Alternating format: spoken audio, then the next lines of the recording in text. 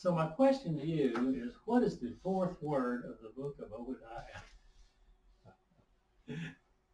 Come on, y'all spit it out. Take it where Obadiah. Obadiah. That's exactly right. Obadiah is a book, 21 verses long. It deals 100%, well, everybody says it deals 100% with prophecy about Edom, but there's a lot of stuff in there at the end about the nations too. But it was written after the Babylonian exile, probably around 500 BC. The Babylonian exile was around 587 BC. This is written around 500 BC, or some people say as late as 400 BC. And it's there's other prophecies about Edom in Ezekiel and Jeremiah. It's the shortest book in the Old Testament, and it expresses, now I understand this more and more as time goes on, but it expresses an unpopular theme of condemnation and judgment. All of the prophets had that message. They all brought messages of condemnation and judgment. And what did the people think? They didn't like it. They hated the prophets, and most of them, they wanted to take them out and kill them. They hated them that bad. They resented their message, and they thought it can't possibly be true. Edom was a powerful nation, and to hear of prophecies like are given in Obadiah is tantamount to, by comparison, of a prophecy against the same thing happened to Los Angeles and the rest of the world going on as if nothing happened. So it's like seeing, hearing this is going to happen to Obadiah, and everybody standing in disbelief. It just can't possibly happen until it does.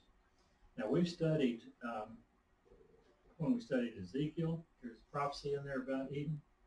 We studied Jeremiah, there's one in there. In Isaiah, there's one in there.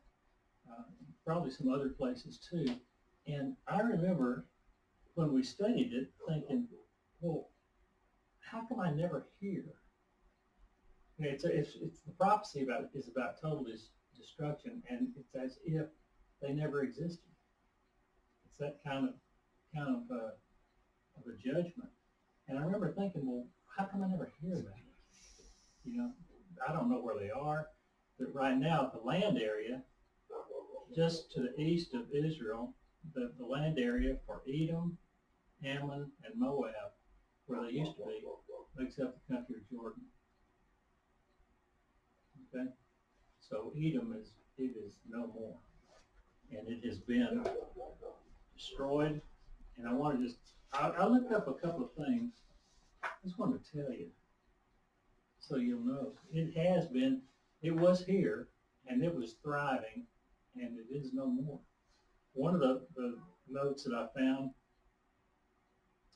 said that Edom was a powerful nation and had the great city of Petra. We've heard of Petra before. It's mentioned in Revelation, I think. Ezekiel 25 and Jeremiah 49 talk about prophecies about Edom. I told you that.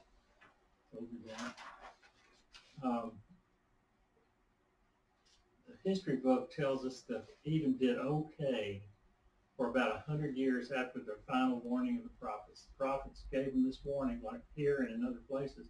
They did okay for 100 years, about 100 years. And then things started to fall apart. They were overwhelmed by Arab countries, and then in turn, those Arab countries were taken over by a group of people called the Nabateans. I never heard of them. It's a big old long word, Nabataeans, who started living in the area, the land area of Edom around 312 BC, and then they ended up getting squashed by the Romans, and then the land just fell into disuse until about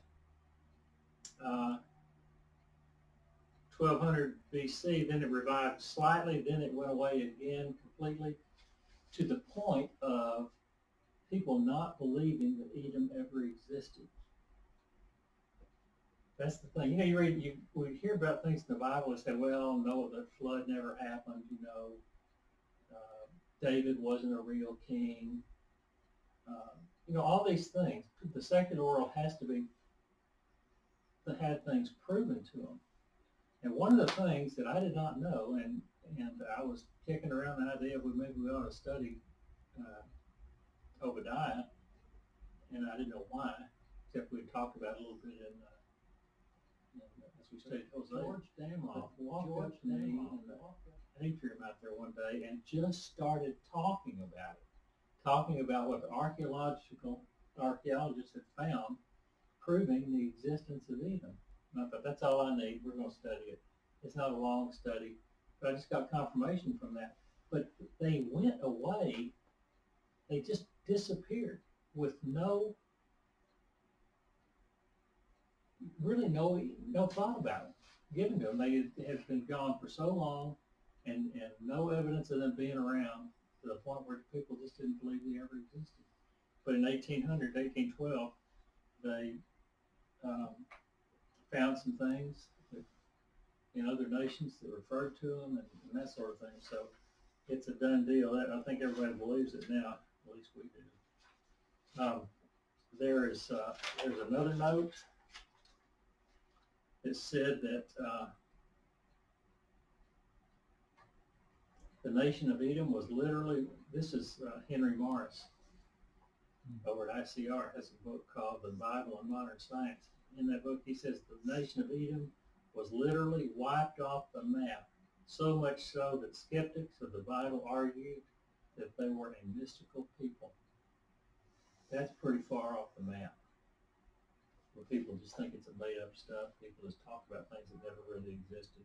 They were completely forgotten in secular history until the 19th century. They had beautiful, Petra was made out of beautiful rose stone. They carved things in the sides of the cliffs, temples and homes, and all kinds of things.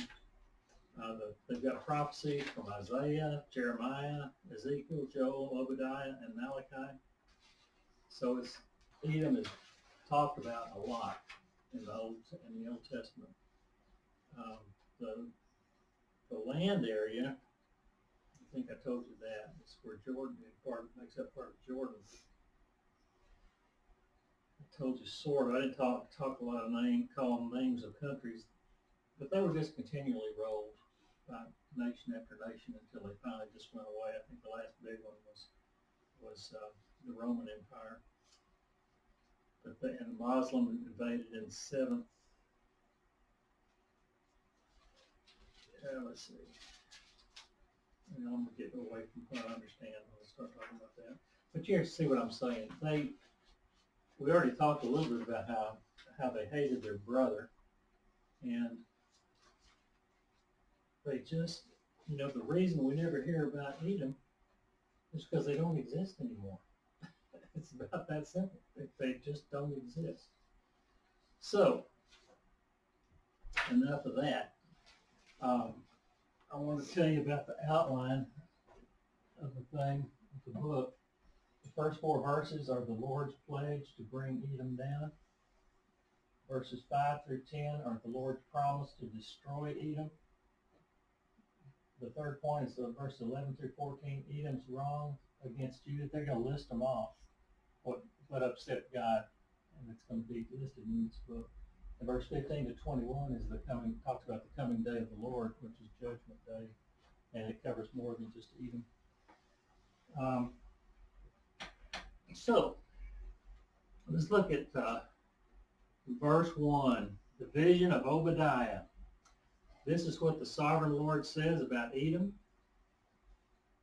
We have heard a message from the Lord. An envoy was sent to the nations to say, rise and let us go against her for battle.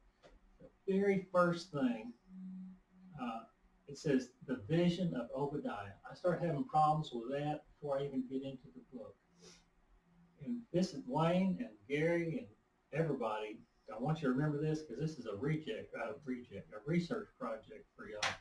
The Hebrew word for vision in Obadiah is Hazon, Hazon, and it only appears in two other books. One is Isaiah, and the other is Nahum. You go back and look at the Hebrew, and it uses the word vision, and it says Hazon. But if you go to, and it's called a Hazon, those three books are called a Hazon, a vision. But if you go to the other books that have the word vision, and I just went to one of them, but Ezekiel, he talks about having a vision, and it doesn't say Hazon. It says M-A-R-O-W-T,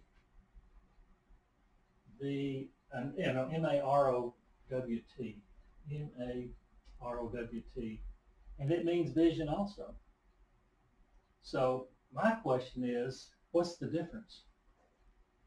I like to know those things.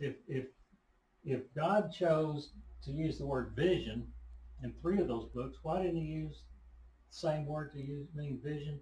Because God does things for a reason. Now, I rarely find good answers to my questions because people just think, well, it's really not worth talking about. But it's something different than Hazon. And there's a scholar, D. Stewart, said you could also translate Hazon as revelation. I didn't see any evidence of that, but that's what he said. So it would be a revelation, the revelation of Obadiah.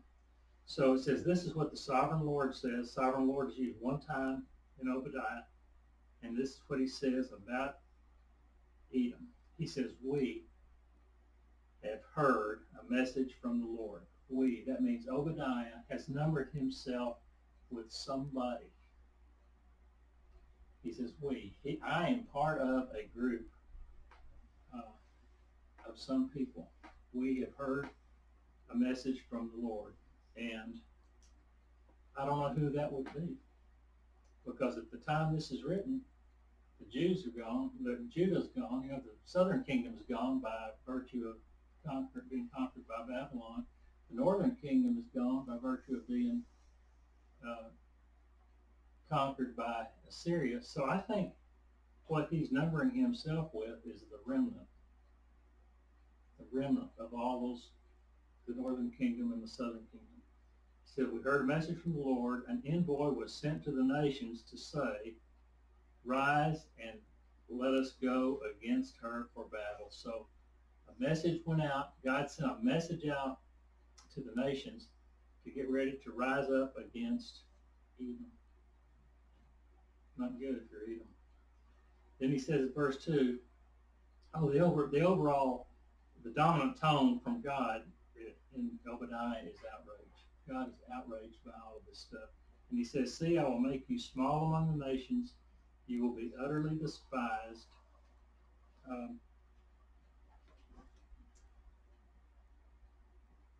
And he says the pride of, well, I think we know what that means. They're going to become insignificant among the nations. They were powerful, and they're not going to be, and they will be utterly despised. Then in verse 3 he says, the pride of your heart has deceived you. You who live in the clefts of the rocks and make your home on the heights. You say to yourself, who can bring me down to the ground? You soar like, verse 4, though you soar like eagles and make your nest among the stars, from there I'll bring you down. So the pride, they have a pride in their heart, and their pride deceives them, just like we've talked about over and over and over again in Jeremiah 17, verse 9 and 10. For God, the pride is a deceit. The heart is a deceitful thing, and who can understand it? People don't. They did not. They thought they were invincible because of where they lived. They live in the. I'll show you. I've got the map for you, but I only have one of these. This is a map of Israel. This is actually David's kingdom. Israel's talked about right there. But this Edom is down here, and that mountain range runs right up between Edom and Israel. And they would inhabit that mountain range, and they would run out and do raids on Israel.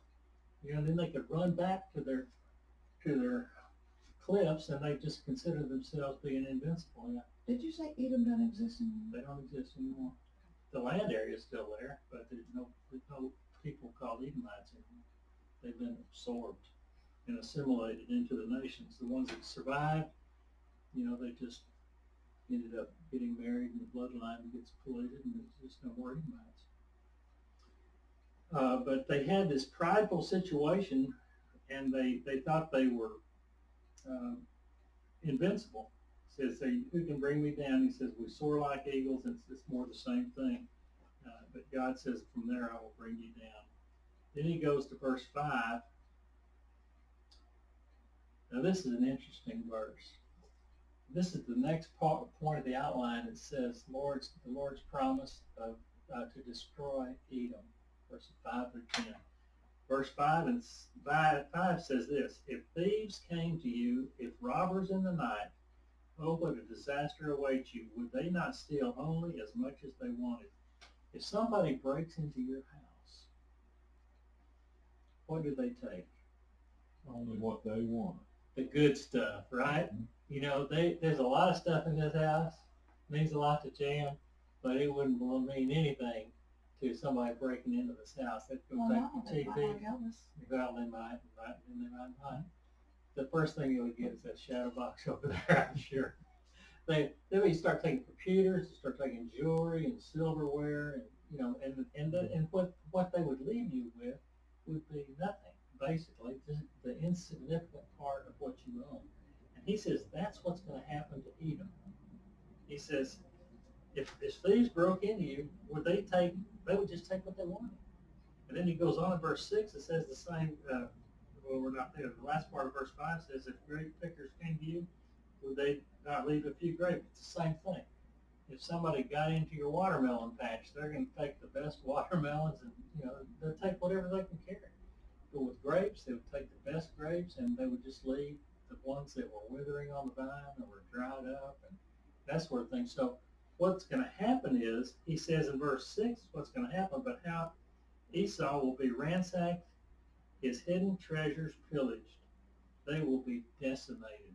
They may still be there. The first time the thieves come in, the second time it's going to get worse. It's going to get worse and worse and worse as time goes on. The only valuable stuff will be stuff, he says, in the part I have not read to you yet.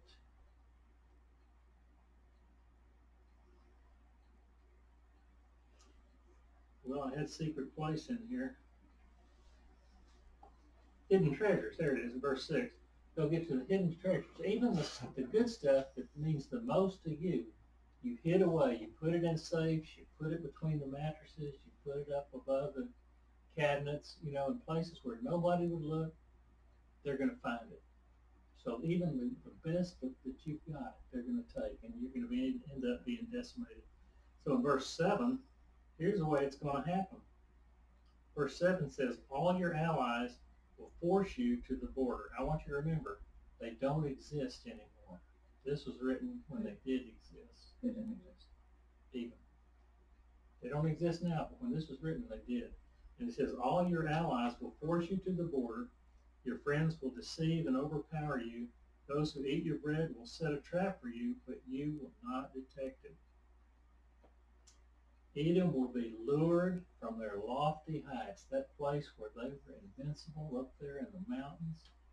They're going to be lured out of there, and in the name of friendship. It says their allies, and does it actually say their friends and their friends will deceive and overpower you. They're going to get you out of there, and they're going to come in the name of friendship and set a trap for you, but it's a trap that you're not going to detect.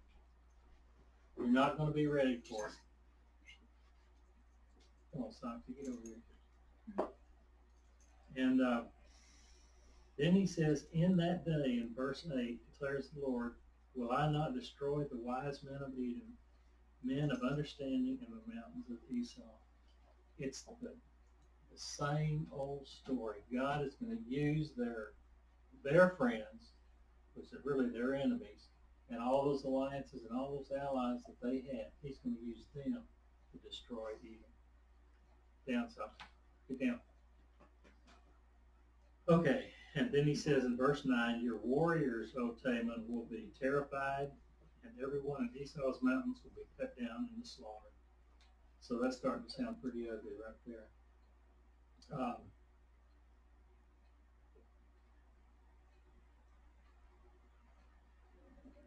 Verse 10 says, because of the violence against your brother Jacob, you will be covered with shame.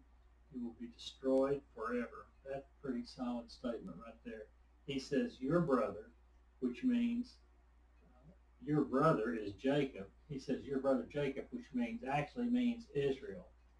And it means you, Esau, meaning Edom, your brother, the brother of Edom, the brother of Esau is Jacob, because of the violence you did against Israel. That's what this is about, because the way you treated your brother, even though it was prophesied from the beginning that you will fight against each other and be unhappy with each other forever, you're going to be destroyed. It's not like you didn't have a choice in the matter. It just, this is the way it is. And then he says, you will be covered with shame. You will be destroyed forever. You'll be covered with shame, just like all people are when they're defeated. They're humiliated by their captors. They're mocked, just like we talked about in Psalm 137, just like all through Hosea. They said you're going to be mocked, you can be humiliated, you can be covered with shame by the Assyrians. And he's saying the same thing is going to happen to Edom. Okay, so they're going to be destroyed. So that was the end of verse, is that 10? No, verse 10. That gets you to the third point of the outline, which is the things Edom did wrong against Judah. It's verse 11 through 14. There's not a lot to say about it. It says, on the day you stood aloof, while strangers carried off his wealth, this is verse 11, and foreigners entered his gates and cast lots for Jerusalem, you were like one of them. All right, we're talking about, most of this is about when Babylon had Jerusalem surrounded, and then when Jerusalem fell and Babylon entered the gates of Jerusalem as captors. They were the captors of people of Judah. He says they were the foreigners that the strangers carried off their wealth. The foreigners entered their gates and cast lots for Jerusalem. You were just like them. You were against your brother to the point of being just like the people that defeated them and took them into captivity. Then in verse 11 he said, you should not, I love it, he said, you should not look down on your brother in the day of his misfortune, nor rejoice over the people of Judah in the day of their destruction, nor boast so much in the day of their trouble. I think that's pretty clear about what it's, in general, what it's talking about. He said you shouldn't be rejoicing over the problem your brother Judah Israel is having. What that actually, I think, was talking about was their hatred of them, and they were on Babylon's side of the Babylonians, and this may have had even overtones and allusions to chanting and egging the Babylonians on to tear this place down. We talked about that in one of our Psalms. I thought when we studied Psalm 137, we could go look that up, I think, but it talked about them chanting, tear the place down, raise it to the ground. And I think this has a lot to do with it. They hated everything about them. They wanted Babylon to take the next step and just tear the whole place down. They were rejoicing over their problems. Then you get into verse 13. He said, you should not march through the gates of my people in the day of their disaster, nor look down on them in their calamity in the day of their disaster, nor seize their wealth in the day of their disaster. That says a lot. But, I think the key word there is my people. The way God sees it is, he says, you, Edom, marched in through the gates of my people. You were challenging, you were going after my people. You wanted to take my people into captivity. You wanted to take the wealth of my people. You wanted to seize their wealth. You wanted to look down on them, look down on my people, my people, my people. Every time there's a phrase there, it has to do with God seeing it as something that's happening to his people. And because of that, you're going to be punished. In fact, he said over in verse 10, you're going to be destroyed, wiped out of existence forever. So it takes you to verse 14, and this is what Wayne was talking about before we got started on this. You should not wait at the crossroads to cut down their fugitives or hand over their survivors in the day of their trouble. They were waiting out in the woods, on the roads, for people that were escaping from Jerusalem and the surrounding areas. They were waiting to catch them. They didn't want even one of them to get away. They'd either kill them or they'd capture them and turn them over to the Babylonians.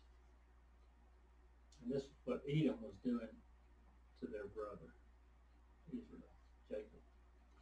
Okay, so that gets you to verse 15, and that takes you to that last outline point, which is the coming day of the Lord. And I really think it's Judgment Day, and it's more than just what's happening to Edom, because it's being addressed to all nations. We'll see what it says. It says in verse 15, the day of the Lord is near the day of the Lord is near for all nations. As you have done, it will be done to you. Your deeds will return upon your own kids.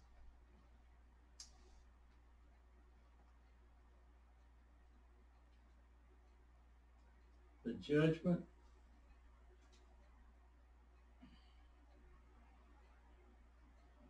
will be universal in scope. It's going to happen to everybody that stood against Israel. It's addressed to all nations. The day of the Lord is near for all nations. You go to verse 16. I don't know what to say about the rest of 15 there. As you've done, it will be done to you. Your deeds will return upon your own heads. Is the day of the Lord the second coming or Judgment Day? Well, it is the same. It's Armageddon. The day. Here's what I want to go back to this. And I'm going to go way back. What the Jews thought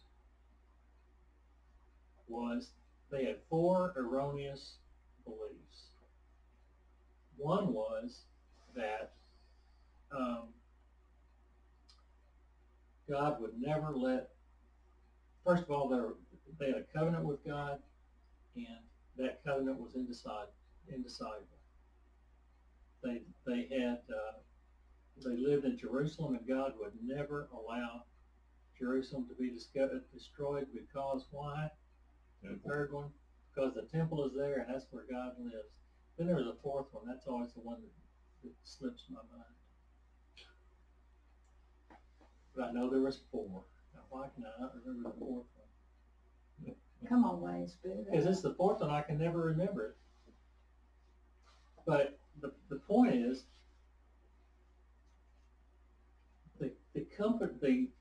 the world is going to be against. I don't even know why I brought that up just now. As a matter of fact, my mind was going in one direction when you asked your question. Because it says the nations. The nations.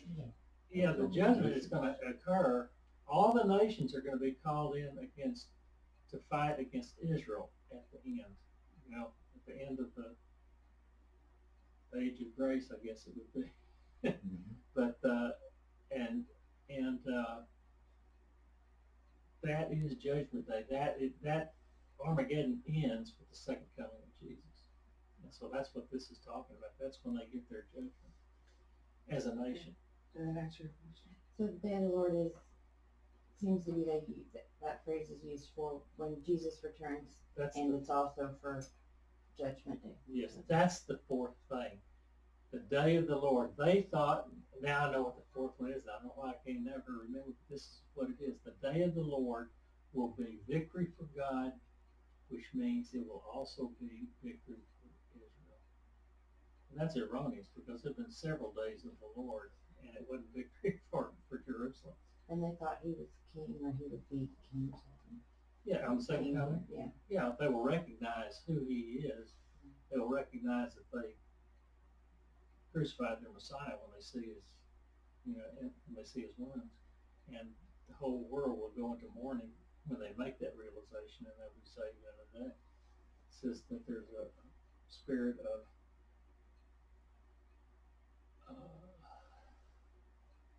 something in supplication, grace and supplication will be poured out on the city. When that day comes, they're going to be saved on the day of the second coming. I guess in my mind, I thought there was a time period in between him returning and then Judgment Day. But Well, there's many judgments. There's going to be a massive judgment day at the end of the millennium. It's called the Great White Throne Judgment. that's different than this. Yeah, Okay. This judgment is going to be judgment against the The nations nations, that okay. have not accepted, have not followed Christ. Right. So where was I? 15 and 16. Mhm. Just as you drank on my holy hill, so all the nations will drink continually. They will drink and be as if they had never been. The winepress of God is considered judgment. When you drink from the winepress of God, if you're receiving judgment. And they're talking about just as you, Edom, drank on my holy hill, so all nations will drink continually. There will be wave after wave after wave of judgment against the nations. And they will, Edom for sure will be as if they've never been. And I don't know how that speaks to other nations, because they're not going away, according to my understanding. So there's something here I'm not seeing, I think. But on verse 17, it says, but on Mount Zion, here's where the good stuff comes in for Israel. It says, but on Mount Zion will be deliverance. It will be holy, and the house of Jacob will possess their inheritance. On Mount Zion, that's the Temple Mount. It's the Mount of Jerusalem. Will be their deliverance. It will be holy, and it will be for the whole house of Israel, house of Jacob. That means southern kingdom, northern kingdom, all of them. The remnant of all of them, and they will possess their inheritance. And we've talked about that. Their inheritance is the land. They get the land back. That's what's going to happen on that day. And then the house of Jacob will be a fire. Verse 18, the house of Jacob will be a fire, and the house of Joseph a flame. Oh, I meant to look that up.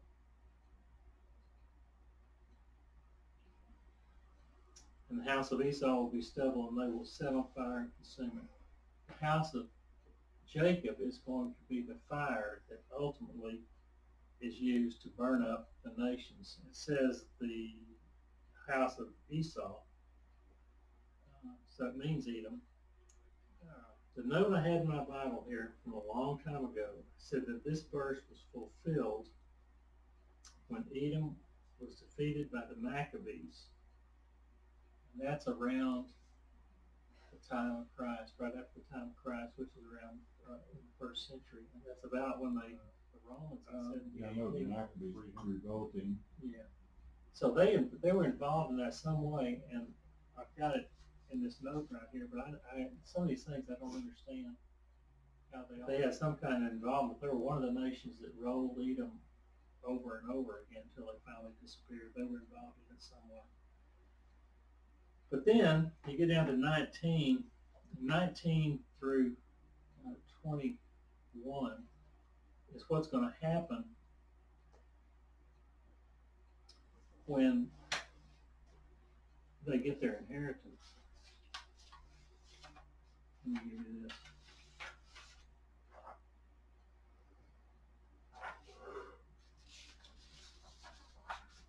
Pass those around, Jimmy. Just click on, pass them around. That's a map of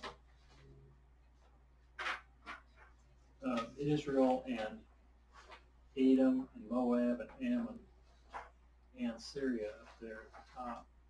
But I just want to read through here. It tells who's going to take what. It says, verse 19, the people from the Negev will occupy the mountains of Esau, and the people from the foothills will possess the land of the Philistines.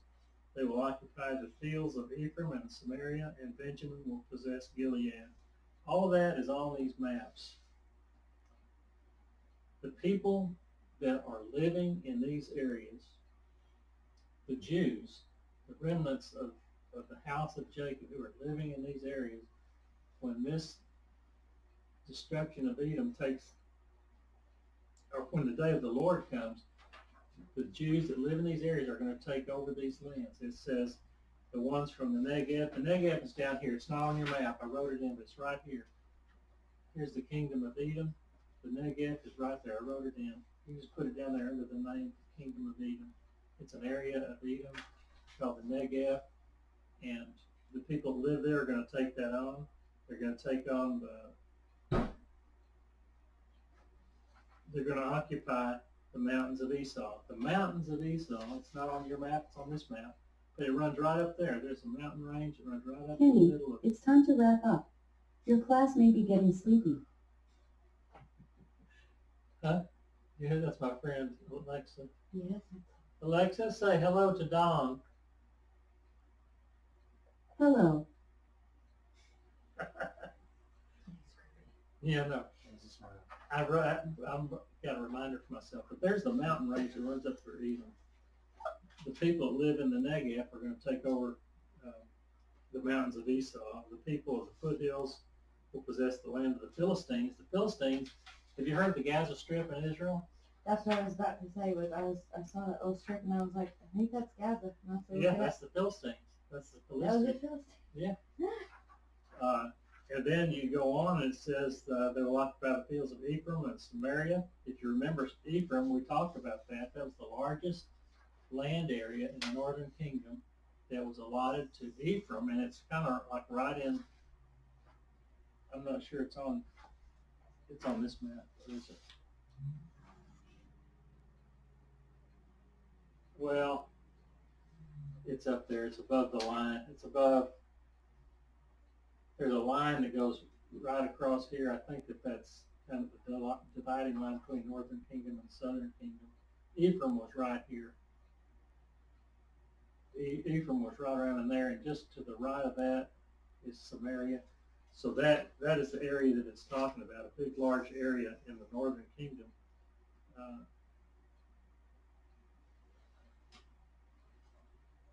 And then Benjamin will possess Gilead. Gilead's not on your map, or is it? No, Gilead is right here. Gilead, just to the north of the Dead Sea. This is the Dead Sea, this big blue water right here. Gilead is like right in there. Just not that it matters. But Benjamin will possess Gilead, the company of the Israelites, in verse 20. This company of Israelite exiles who were in Canaan will possess the land as far as the Zarephath.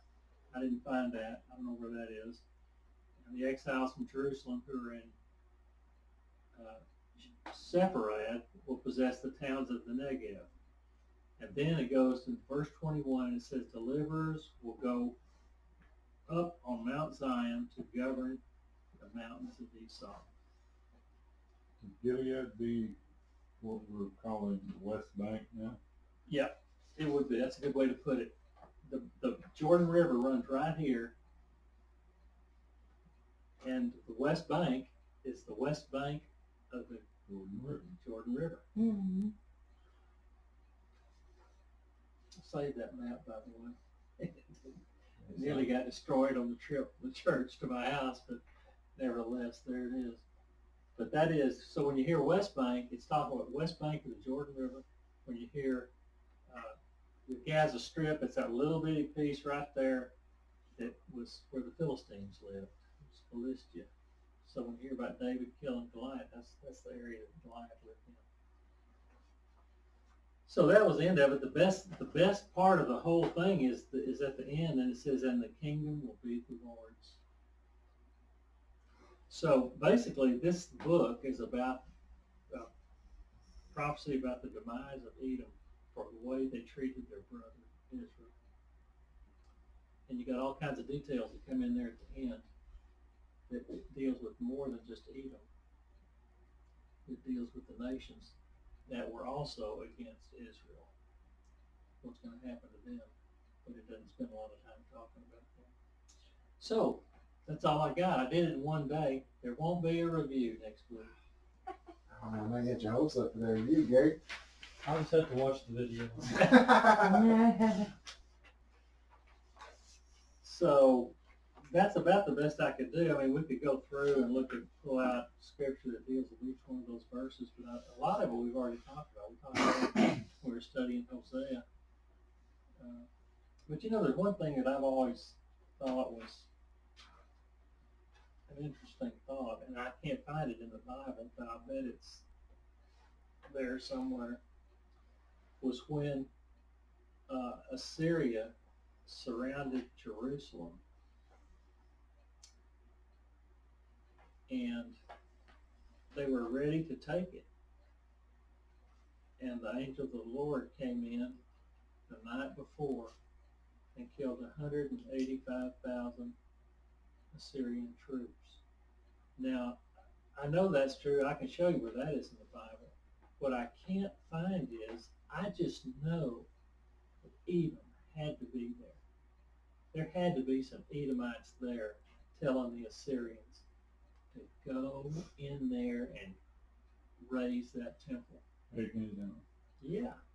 They weren't going to participate, but you just know they had to be there because Edom was there every time they could have a hand in the demise of Israel. That's how much hate there was. And it was a learned hate. God didn't give them that hate. They had every opportunity to change, and they chose not to. And they lost their existence as a result of it. Okay, that's all I got for you.